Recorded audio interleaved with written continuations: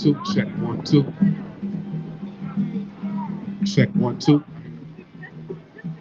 Check one, two. Check one, two.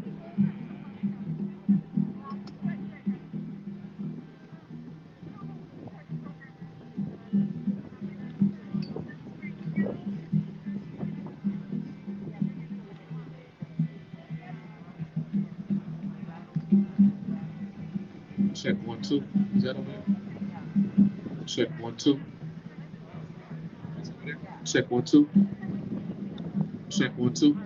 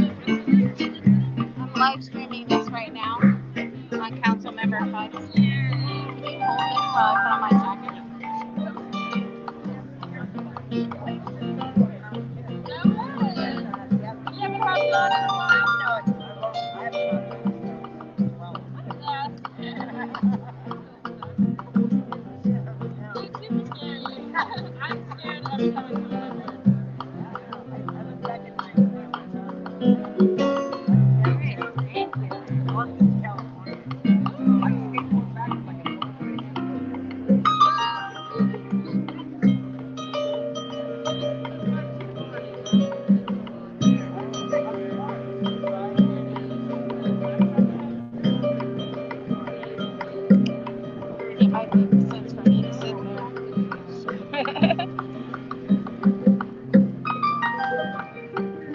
Thank you.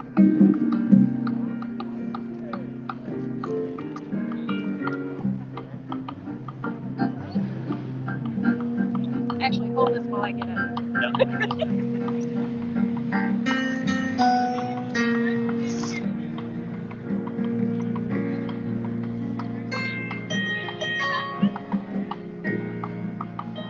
Can you bring this to me? Thank you.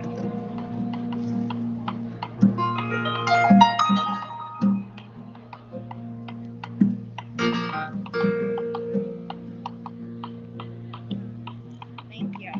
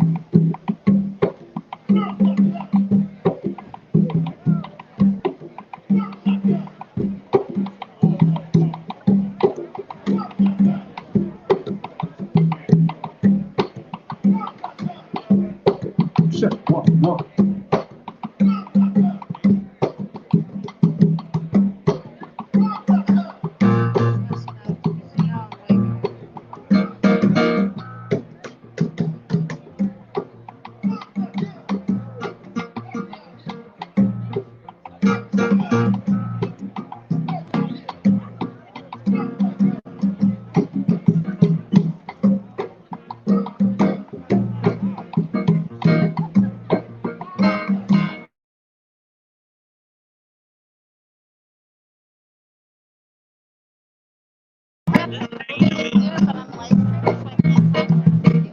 Yeah. I just saw a couple of cops sitting up there. Should I go talk to them? Okay. Tell them that I can't talk to them. Should I have them? Just because I'm live streaming, but just let them know that I know. Oh, there they are. Yeah. I think so, yes.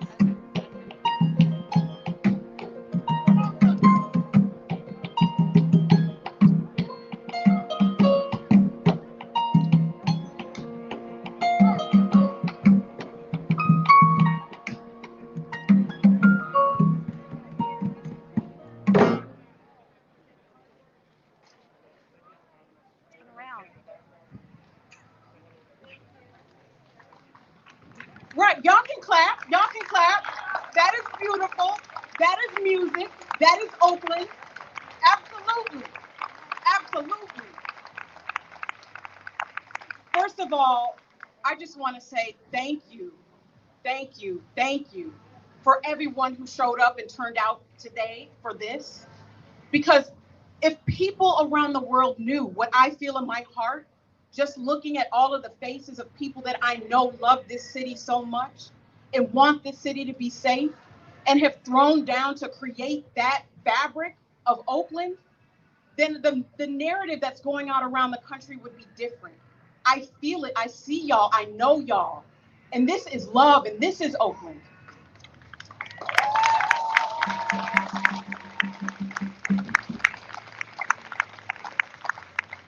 My name is Carroll Fife. I'm the district.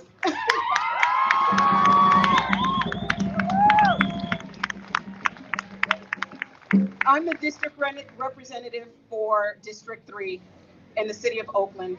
That includes part of the lake, along with the district representative, Council President Nikki Fortunato Bass.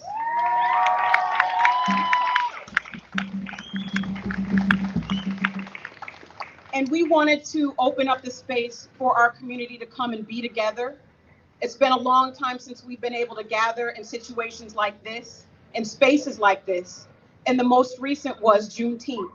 And we all know what took place here on Juneteenth, but that is not a reflection of who we are at all. So we need to reclaim Juneteenth. And I've been tweeting a lot. Some people like it, some people don't. But the overarching message that I want people to go away with today is that we are reclaiming our town. We are expanding the definition of what it means to be safe. And we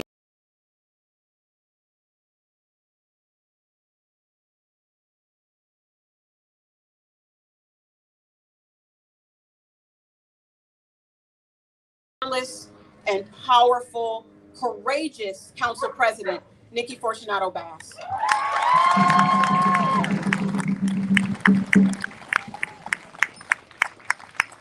Good evening, everyone. It's really good to be here. It's really good to be with community at a time like this because we need each other. We need each other to show up, to support each other, to love each other, especially in moments like after this weekend where we lost a life, where many were harmed. We have to come together.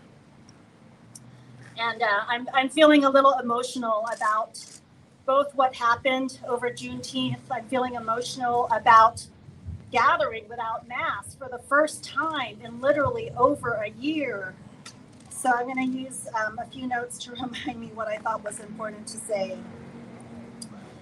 First and foremost, we are here to gather to recognize that we need to heal from the trauma that has been happening in our community. The trauma from the shootings this weekend, the trauma from poverty that's happening in our community, from disinvestment happening in our community. So as we come together, it's about showing the love and resilience that we have as a community to find a path forward. And what we know is that we all deserve to feel safe. We deserve to feel safe in our homes, in our neighborhoods, in our parks, and especially at a time like Juneteenth when we're coming together in celebration. And this beautiful lake, this beautiful, beautiful lake that is home to so many for recreation, that is home to many neighbors, that is home to our pastor from Our Lady of Lourdes, who I see in the audience, and many others. We all deserve to be here at a lake with respect, with belonging, and safety. And so those are the values I know that we all have as a community.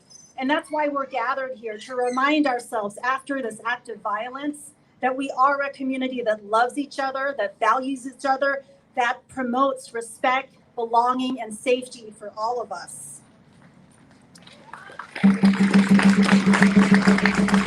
And I think now more than ever, as we are recovering from this pandemic, after what happened here at the lake, after counting the 60th homicide in this country, now more than ever, we have to invest much more deeply in violence prevention, in preventing violence long before it even happens.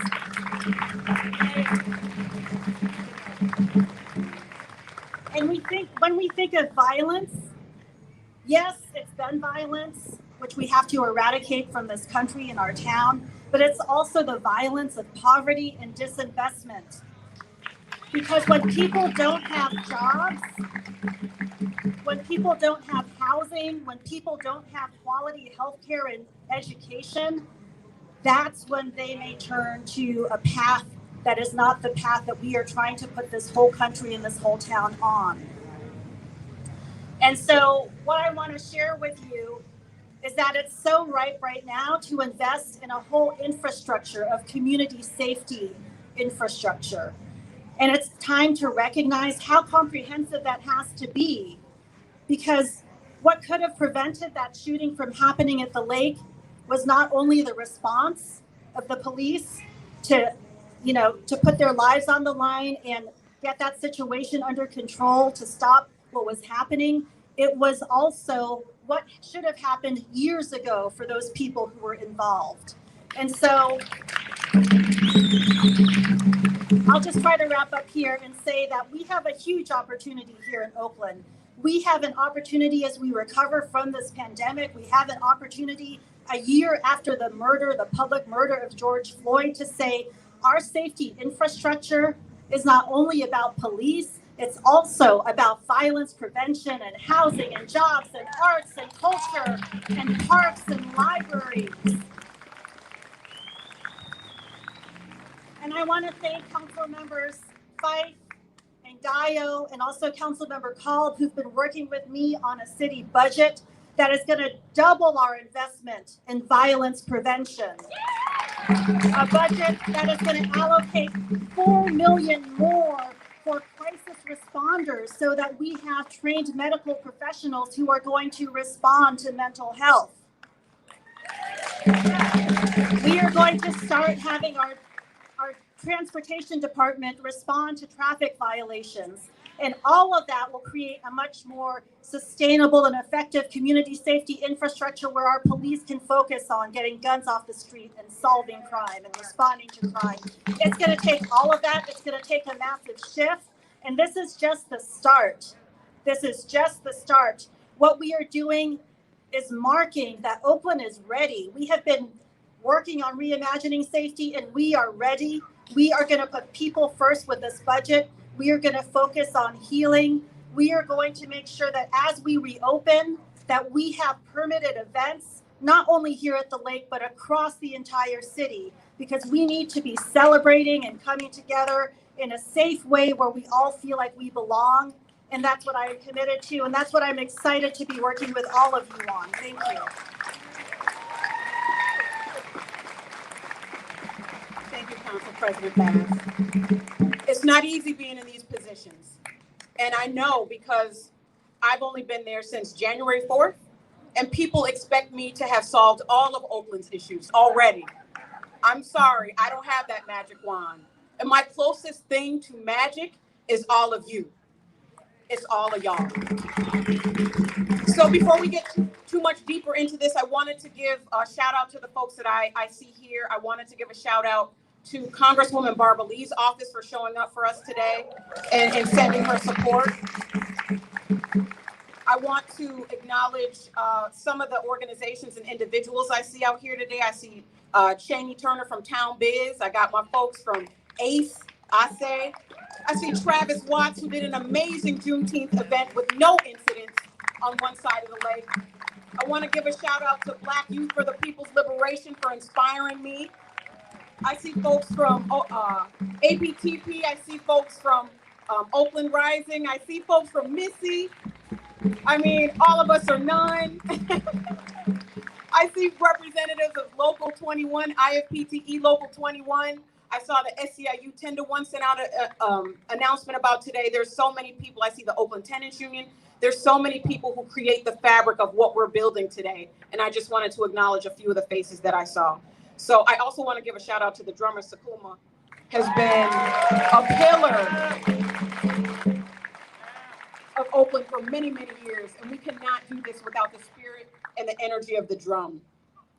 So without further ado, I'm going to call up our next speaker. And this individual in the department that he represents will be critical in the next steps that Oakland takes towards expanding our definition of public safety. And that is Chief Guillermo Cespedes of the Department of Violence Prevention.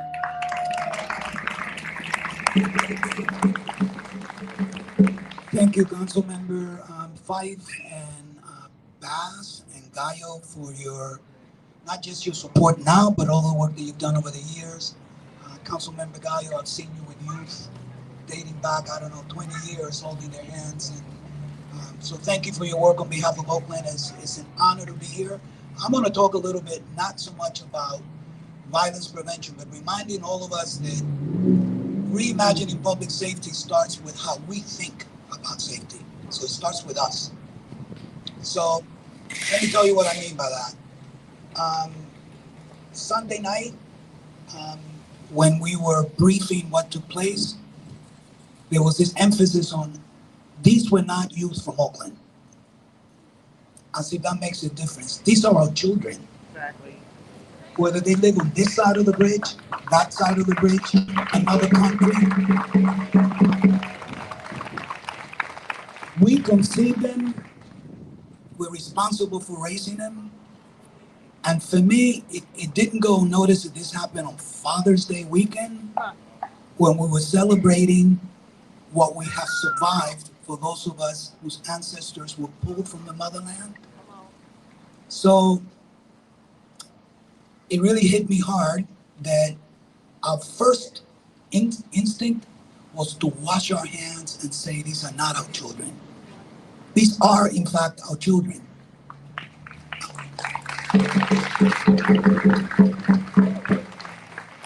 They're not gang members, they're children.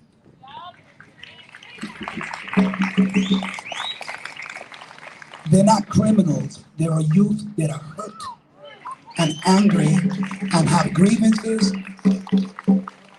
and they're infected with a thought of violence that goes back generations.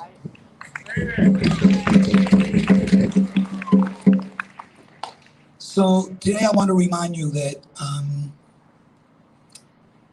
as this gathering is taking place here, this weekend is taking place all over the world because the ships went everywhere. When Africa's children were stolen, they didn't just come to Oakland. They went all over the world. So there are more of us doing this work out there than we realize. So I'm asking you all, the Department of Violence Prevention is you. We cannot do this work without you. It is crazy to think that the one department could transform an entire city. I love the city. My children were raised here. My name is Guillermo because I'm a native of Cuba, and it just, yeah. Which proves that the ships, in fact, went everywhere. Okay? We don't all look like Desi Arnaz. So, one comment to you all, we're gonna need your help. And Oakland is on the forefront. I have worked all over the world, and I'm back in Oakland after having worked here for 20 years because I believe this is the most talented group of violence prevention experts, the most powerful community in engaging around solving these issues. And I know that for a fact. So, but we're going to need your help. Thank you.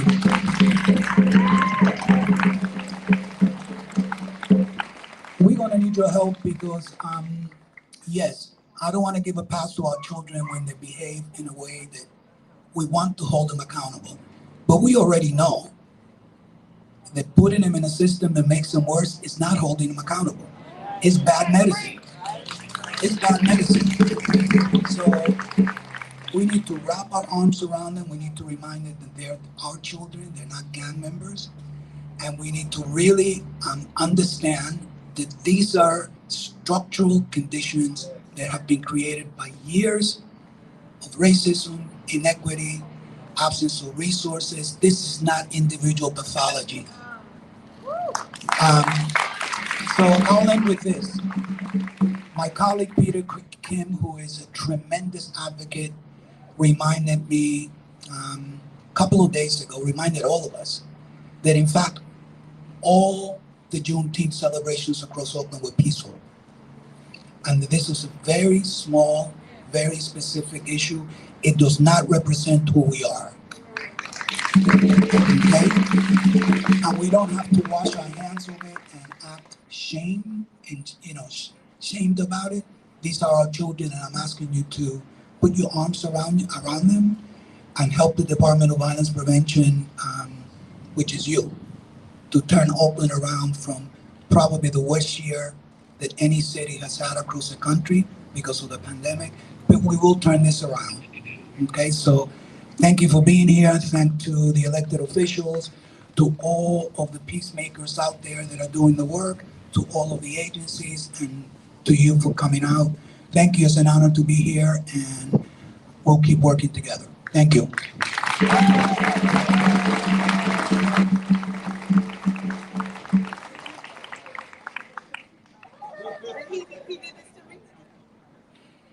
Not something I want to do. Yes, thank you, Chief. And blessed be the peacemakers. And on that note, I'm going to ask Pastor Rodney K. Smith from First African Methodist Episcopal and Pastors for Peace to say a word.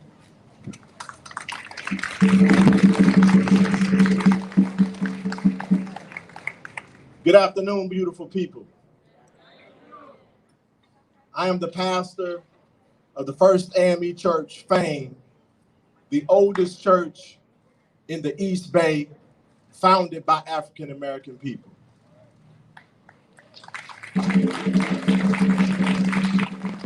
This afternoon, I stand on the shoulders of my ancestors. I come in peace and love, and I am here standing with my sister, this great leader, Sister Fife, Sister Bass, and all of the great leaders of this community who know what time it is. When I woke up this morning, I asked the clock, what time is it? The clock said, a beautiful child lost his life on Juneteenth. So I asked again, Mr. Clock, what time is it? It is time that the people of the East Bay, it is time for the city of Oakland to realize that our power is not outside of us, but our power is when we come together. I asked the clock, what time is it? It is time that when you leave this space, you have a clear understanding that there is power in your voice. You feel the wind? That's your heart moving in a way that the atmosphere around you knows that you are powerful. That when we are together, there is nothing we cannot do. I stand with this great leader because in a short amount of time, she's coming to the table with solutions to some of our problems.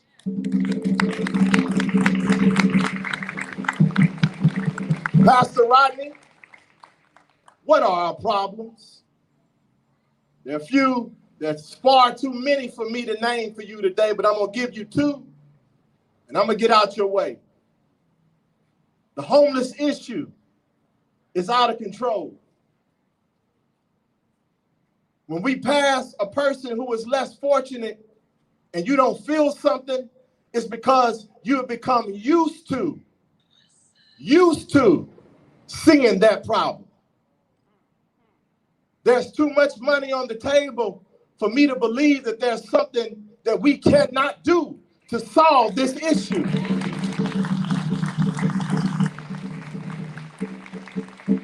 I stand with my District 3 leader because she's bringing solutions to the table. Mr. Clark, what time is it? Second thing I want to leave you with, my brothers and sisters, is that we have an issue with violence. When I was growing up, the police officer knew my name. When I was growing up, my neighbor knew my name. There is rich history in Oakland. Oakland has never been a follower of the United States, but Oakland has always been the leader of these United States. When you say Oakland, that means something.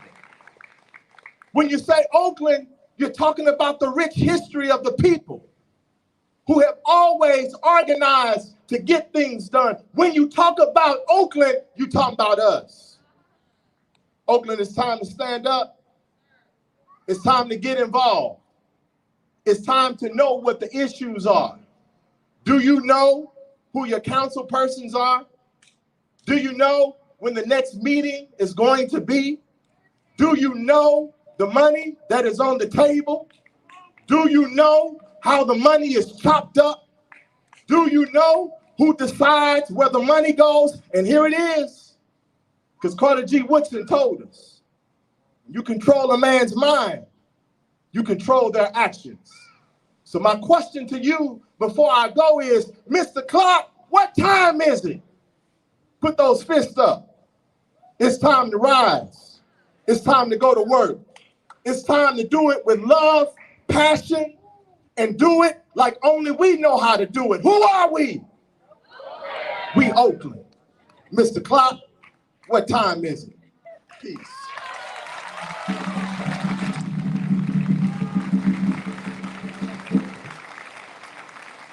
Thank you, Pastor Smith. With a word.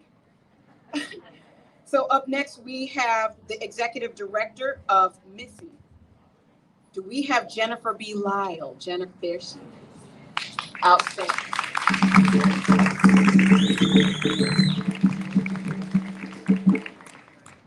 First, I want to say thank you. Thank you for the work you do and what you're doing, because it isn't easy. And I also want to say thank you for being here, because that energy means a lot to what we are going to continue to do in this town. Like Councilmember Fife said, I'm the Executive Director of Missy, and we serve about 700 sexually exploited youth a year. And 3 of those girls were murdered in the last 7 weeks, and one of them was 12. And so my message to you is short, and that is, those were preventable murders, right?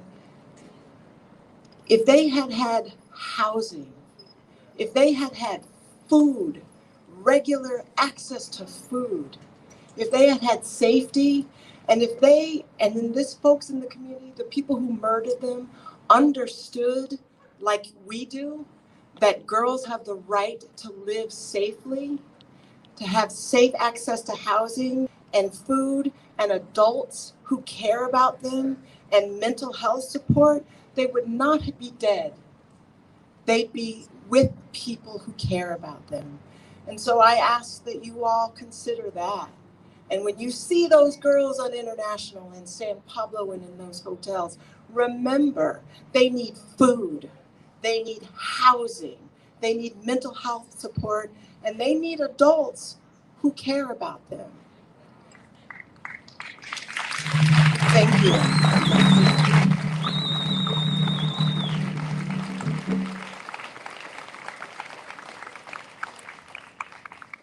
said I wasn't going to say some controversial stuff today. Okay, I'm going to let you. No, I'm just going to have the speaker speak.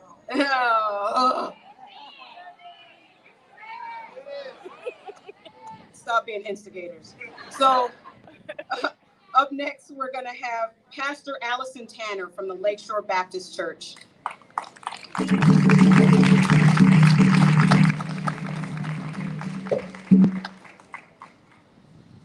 As you heard, I'm Pastor Allison Tanner. Lakeshore Avenue Baptist Church is less than a mile up Lakeshore Avenue. I've been pastoring there for 21 years, and I'm here representing the church to say that we, as part of the community, grieve with you today. We grieve the tragic loss that happened on Saturday. And we grieve the growing numbers of families who are having to mourn loved ones throughout our city. We grieve the young women that we just heard about.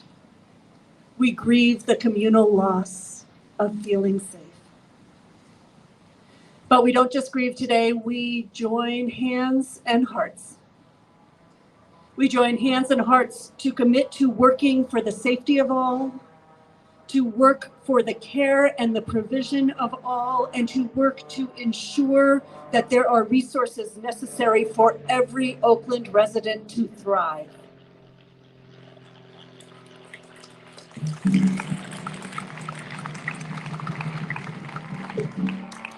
And finally, we are here to commit ourselves to investing in this community. Lakeshore is committed to hosting programs like Ceasefire that reach out and provide opportunities to our loved ones. We are committed to speaking out to our elected officials to demand passage of a moral budget. And we are committed to supporting our public officials when they demand passage of a moral budget that supports the community, that prevents violence, that invests in affordable housing and jobs and resources so every member of Oakland can thrive.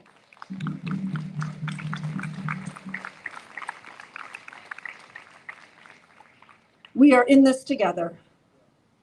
And so I invite you, and as you feel comfortable, if you feel so led to join hands or to touch elbows or to touch the shoulder of someone connected to you, we are in this together. Let us just physically feel the connection of our presence. And if you don't want to touch, just stick your hands up in the air. That'll be good enough. We are in this together. We will protect one another. We will keep one another safe.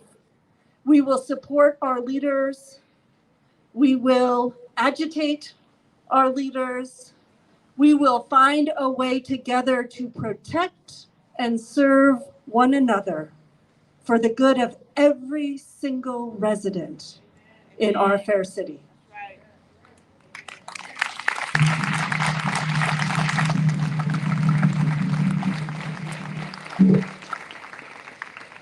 All these tall people.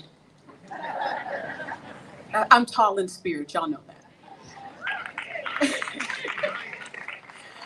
So I don't see a couple of our other speakers. I do want to give a shout out to Reverend Demeter from Ceasefire. I see you over there. I want to say hey. I see Dr. Crystal Lee. Well, I see a bunch of folks, but I think one of the individuals and organizations that has been committed to keeping Oakland safe. A lot of y'all know who they are. Sometimes you don't know them by name, you know them by face, by giving out PPE and free groceries every single day around the city of Oakland. I want to bring up the founder of the Community Ready Corps, Terhaak.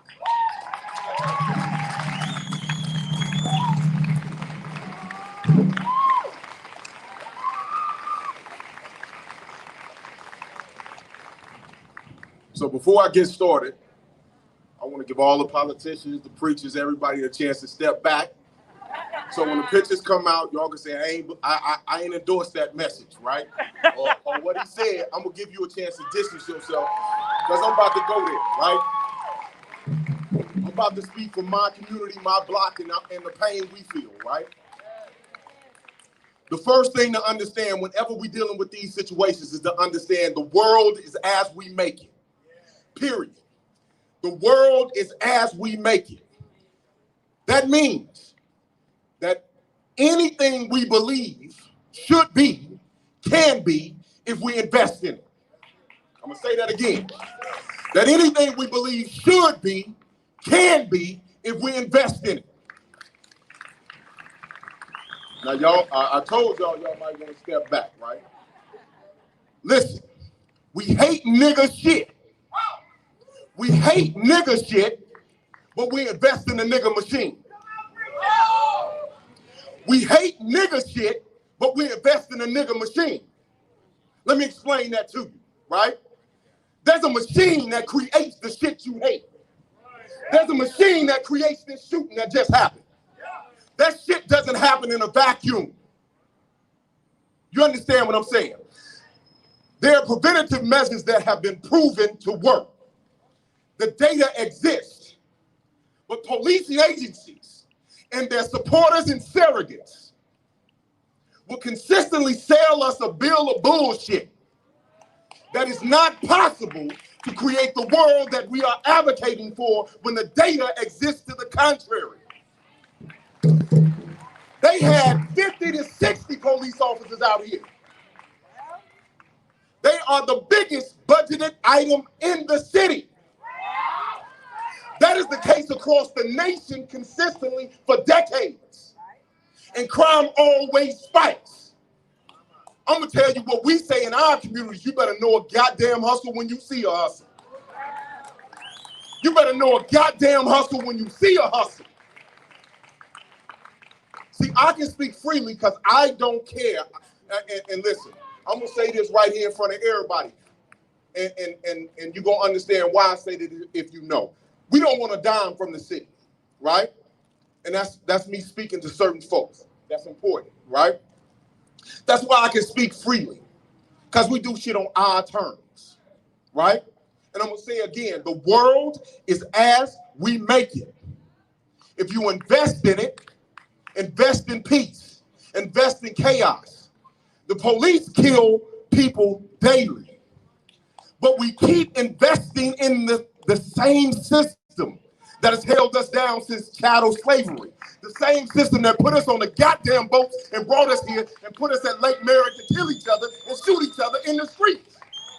But we invest in that same system. But then the people who preach peace, the people who say invest in the system that'll break this motherfucker, that'll break it, they make one mistake and say, see, this shit didn't work. You give them $10 and the $10 wasn't enough. And you say, see, it don't work. Know a hustle when you see a hustle. The world is as we make it. If you hate nigga shit, invest in the peace machine. Invest in the king and queen machine. Put the money where your mouth is. Thank you.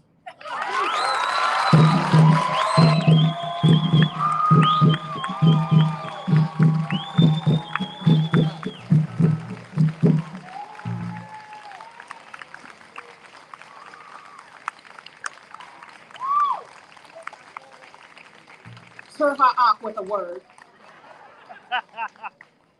He said everything I was going to say. So I think I'm done for the evening.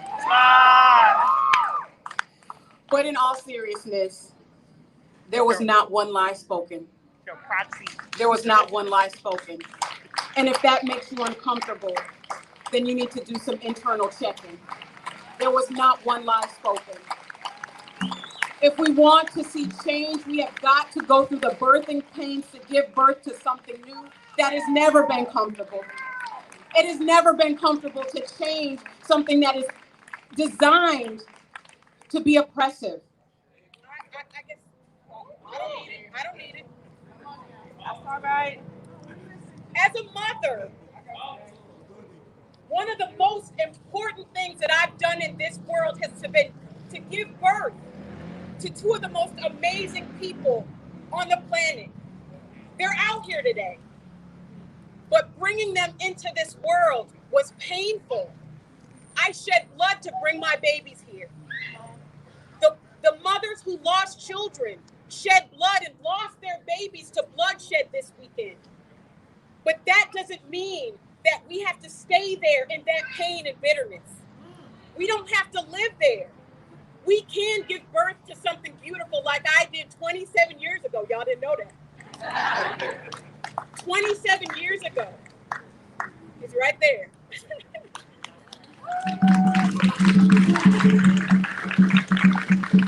So if you cannot give birth to a child and experience the pain and the beauty that is two sides of the same coin, everyone in this moment can give birth to something new that we've never done before.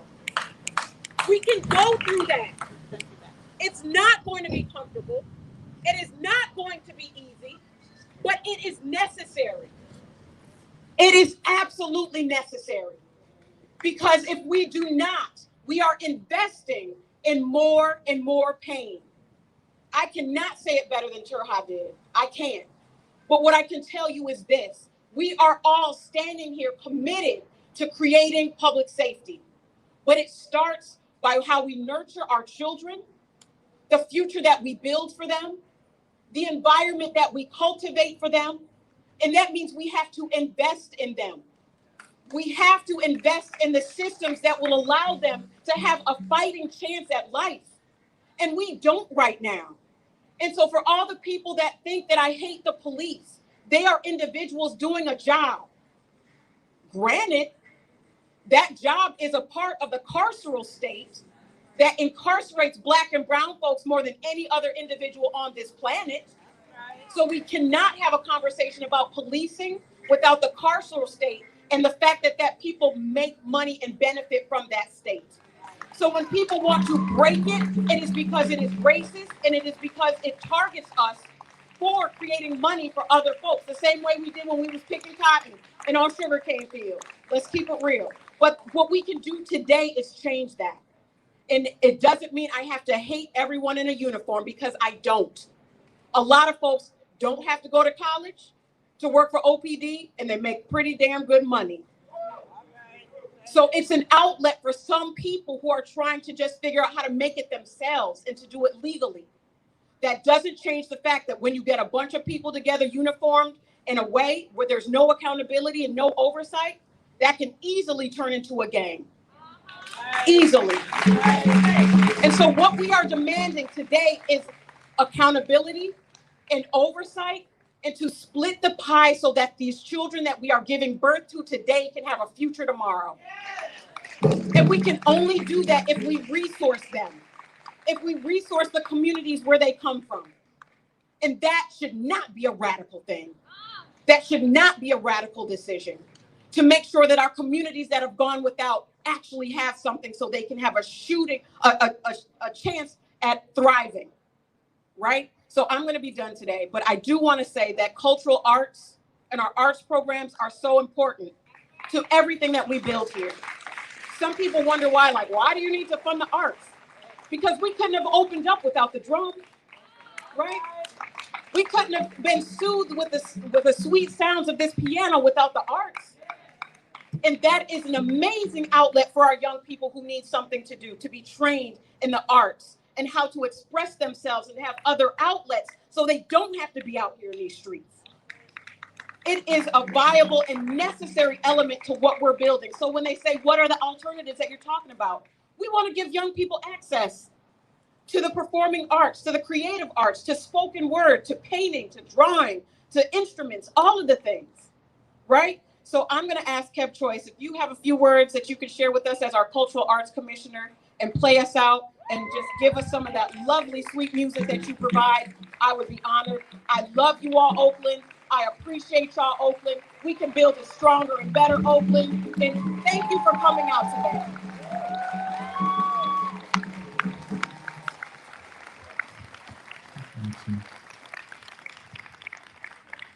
First, can we just give another round of applause for our Council President, Nikki, District 2, putting this together.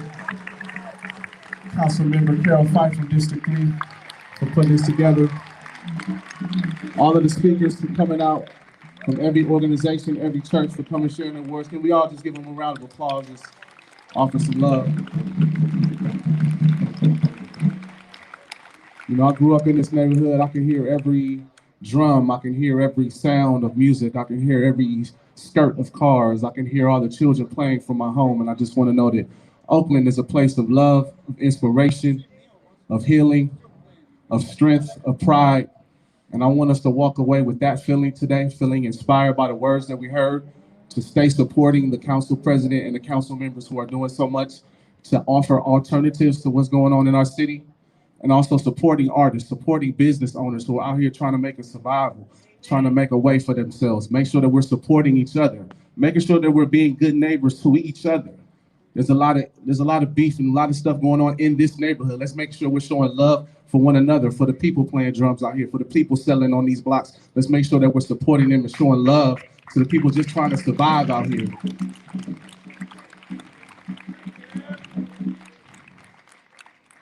So, you know, a lot of times I can play a lot of different things, but I'll just go off of the energy and the vibration of the people. Make sure you smile at somebody. Make sure you touch somebody, give somebody a hug. Show some energy and positive vibration as you leave this space. Thank you. Kev.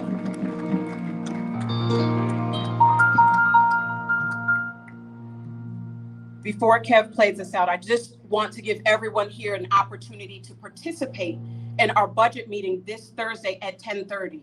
And if you are committed to reimagining public safety, if you are committed to standing with myself, Council President Bass, Councilmember Dan Cobb, and Councilmember Guile, please call in and participate in this meeting. It's at 10:30 this Thursday. There's several ways to participate, but if you want to email us and tell us what your thoughts are about how we should move forward in this moment, please email council, that's COUNCIL, at oaklandca.gov. And I promise I'm done. Thank you.